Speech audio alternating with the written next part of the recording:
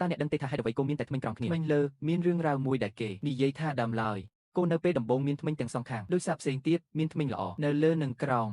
ប៉ុន្តែដោយសារកម្លាំងដ៏រឹងមាំអាចជួយធ្វើការធ្ងន់បានគោក៏តែងតែជួយពួកគេនៅក្រោមព្រះអាទិត្យថ្ងៃមួយមានខ្លាមួយបានដើរចេញពីព្រៃមើលឃើញគោកំពុងតែមានការលំបាកមិនយល់សួរថាហេតុអីគោធ្វើការលំបាកដល់ថ្នាក់នេះដើម្បីអ្វីទៅប៉ុន្តែគោតែឆ្លើយតបដោយញឹមថាប្រសិនបើអាចធ្វើឲ្យប្រជាជនបានបរិភោគនិងស្លៀកពាក់ទោះបីជាខ្លួនឯងមានការលំបាកចាប់ក៏អាចធ្វើបានខ្លាបានស្ដាប់ហើយគិតថាគោនេះពិតជាល្ងងមែនដូច្នេះគាត់បានចាក់ទៅចេញប៉ុន្តែពេលមិនបានឆ្ងាយគាត់បានជួបក្របីមួយដែលក៏កំពុងតែធ្វើការលំបាកដូច្នេះគាត់មិនអាចទប់ខ្លួនឲ្យស៊ូបានមិនគិតថាក្របីបានឆ្លើយតបដូចគ្នាពេលនោះខ្លា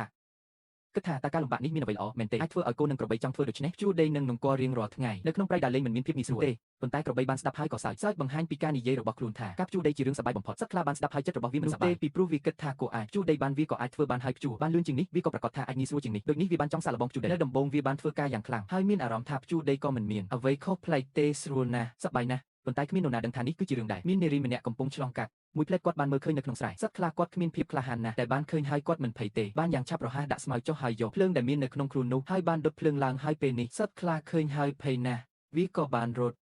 សត្វខ្លាឃើញភ្លើងបានវាផ្លាស់ទៅមកមើលឃើញថាគេហើយបានឆេះភ្លើងធំនៅលើភ្នំហើយភ័យនៅក្នុងភាពច្របូកច្របល់ក៏មិនអាចចេញបានវាក៏នឹងរត់ទៅក្រោមភ្នំករណីនេះបានត្រូវឃើញដោយគោដែលកំពុងមើលការនេះជាអ្នកមើលកម្រងខុសឆ្គងមិនគួរឲ្យមានគ្រោះថ្នាក់គោបានប្រាប់សត្វខ្លាឲ្យរត់ទៅលើភ្នំវិញសត្វខ្លាដែលភ័យខ្លាចក៏មិនអាចគិតបានដោយគ្មានការគិតបានរត់ទៅលើភ្នំលទ្ធផលគឺទៅដឹងថាគីភ័យកាន់តែខ្លាំងពេលនោះក្របីបានស្រែកថាឲ្យខ្លារត់ទៅក្រោមភ្នំខ្លាបានរត់ទៅក្រោមគោនិងក្របីបានលេងជាមួយខ្លាឲ្យរត់ទៅរត់មកបន្ទាប់ពីរត់ជាច្រើនដងសមត្ថភាពមិនអាចទប់ទល់បានទៀតសត្វខ្លាបានបង្ហាញភ្នែកខណៈដែលក្របីនិងគោក៏បានសើចយ៉ាងសប្បាយលទ្ធផលគោមួយមិនបានឈរជាប់នឹងធ្វើឲ្យដួលធ្លាក់ទៅក្រោមភ្នំយ៉ាងខ្លាំងបុកជាមួយថ្មក៏បាក់ធ្មេញលើអស់ក្របីក៏មិនបានល្អជាងនេះទេដូចគ្នាបានធ្លាក់ពីភ្នំយ៉ាងដូចគ្នាធ្លាក់ទៅលើថ្មបន្ទាប់ពីនោះគោបាននៅតែមានតែធ្មេញក្រោមមួយគត់នៅពេលដែលនៅជើងភ្នំស្ត្រីកសិករកំពុងស្នាក់នៅជាមួយពុកមើលភ្នំធំដោយគ្មានខ្វល់អំពីអគ្គិភ័យមិនដឹងថាតើត្រូវធ្វើអ្វីមិនបានគិតថានៅពេលឆាប់នេះភ្លៀងធ្លាក់យ៉ាងខ្លាំងធ្វើឲ្យអគ្គិភ័យនៅភ្នំត្រូវបានបញ្ចប់ទៅវិញភ្លើងឆេះនេះ